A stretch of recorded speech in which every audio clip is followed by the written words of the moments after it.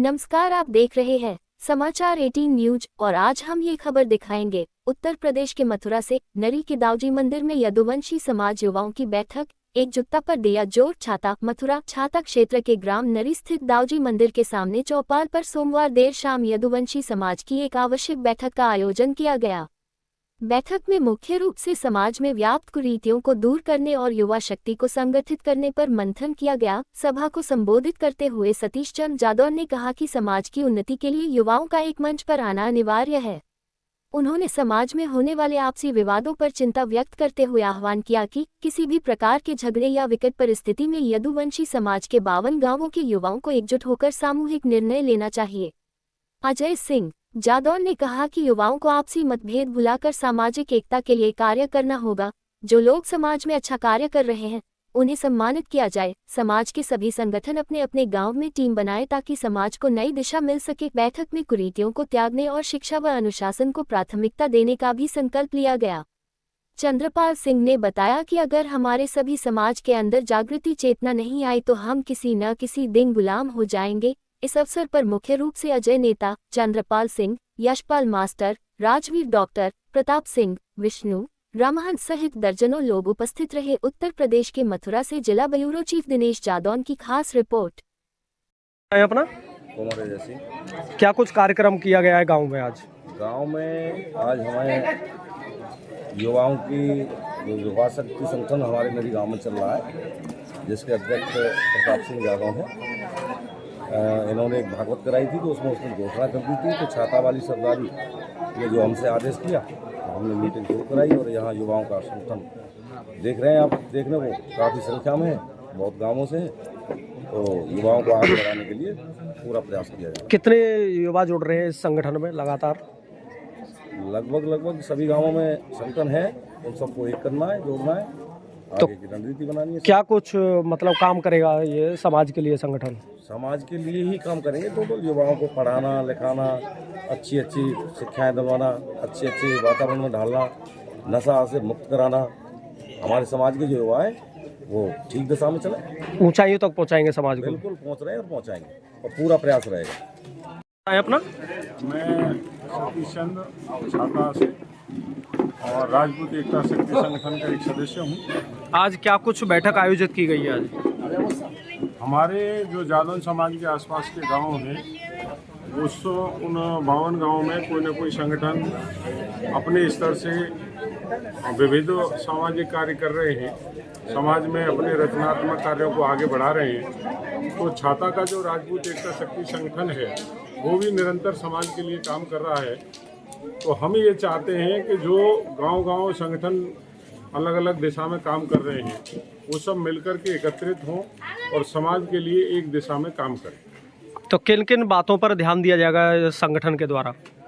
अभी तो ये प्रथम रूप से बैठक आयोजित हुई है, प्रथम चरण है। बहुत सारी योजनाएं बनेंगी आगे चल के और हमारा प्रयास ये है कि जैसे युवाओं का खेल कूद का आयोजन करना, सांस्कृतिक समाज के कार्यक्रमों का आयोजन करना, समाज को विभिन्न बुराइयों के प्रति जागरूक करना, तो बहुत सारे विषय हैं जो युवाओं को आगे उठाने हैं और उन पर अमल करना है, जिससे समाज का भला हो, युवाओं का भी भला हो और समाज एक सही दिशा में आगे बढ़े। युवा भटक के नशे की ओर जा रहा है, उस पर कैसे लगाम लगाएंगे आप लोग?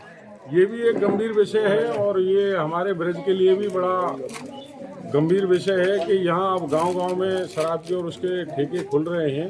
तो थोड़ा सा इस पे भी हमारे समाज को विचार करना चाहिए कि इस प्रकार के ठेके गांव-गांव में कम से कम ना खुलें और युवाओं को ज़्यादा से ज़्यादा जागरूक किया जाए हमारे बुजुर्गों के द्वारा और जो सांस्कृतिक धार्मिक आयोजन हैं उनके द्वारा, जिससे उसकी बुराइयों को समझें और उनके प्रति उनका लगाव खत्म हो। आज यहाँ पर कहाँ से संगठन के लोग आए हुए? आज यहाँ नरी गांव की सरदारी और युवा साथियों ने बहुत प्रयास किया। यहाँ रनवारी, उमराया, सांखी, अलवाई और नरी और छाता 5-6 गांव ने मिलकर के आज यहाँ बैठक का आयोजन किया है। मैं इन सभी नरी के कार्यकर्ताओं को बार बार धन्यवाद देता हूँ कि इतना सुंदर आयोजन का यहाँ सुंदर आयोजन आज आयोजित किया गया। आगे की क्या रूपरेखा है, आगे का आगामी कार्यक्रम क्या रहेगा समाज के द्वारा? अभी तो 15 मार्च को होली मिलन समारोह हमने तय किया है यदुवंशी धर्मशाला में, और वहाँ बहुत बड़ा जादौन समाज का सांस्कृतिक कार्यक्रम होली मिलन समारोह होने जा रहा है। तो मैं समस्त जादौन समाज के युवाओं का और बुजुर्ग सरदारी का आह्वान करता हूँ कि वहाँ हर तरह की व्यवस्था हमने रखी है, भोजन की भी, नाश्ता की भी, और अपने जो समाज के बच्चे हैं जो अच्छा समाज के लिए कर रहे हैं उनको सम्मानित करने की। तो मेरा पूरी समाज से अनुरोध है कि वहाँ ज़्यादा से ज़्यादा संख्या में पहुँच करके जो वहाँ सरदारी धर्मशाला के लिए कार्य कर रही है उनका उत्साहवर्धन करें, और जो हमारे युवा टीम वहाँ लगी हुई है, परिश्रम कर रही है, उनको आशीर्वाद दें और उनका उत्साहवर्धन करें। नाम चंद्रपाल सिंह है। बताएं क्या कुछ बैठक आहूत की गई है हमारा? देखिए दिनेश जी, यदुवंशी जादौन समाज का एक बृहद स्तर पर जागरूकता का अभियान चल रहा है, सामाजिक स्तर पर और राजनीतिक स्तर पर। और एक बड़े हर्ष का विषय है कि पूरे जादौन समाज ने अखिल भारतीय स्तर पर एक संगठन का निर्माण किया पिछले 2 साल पहले।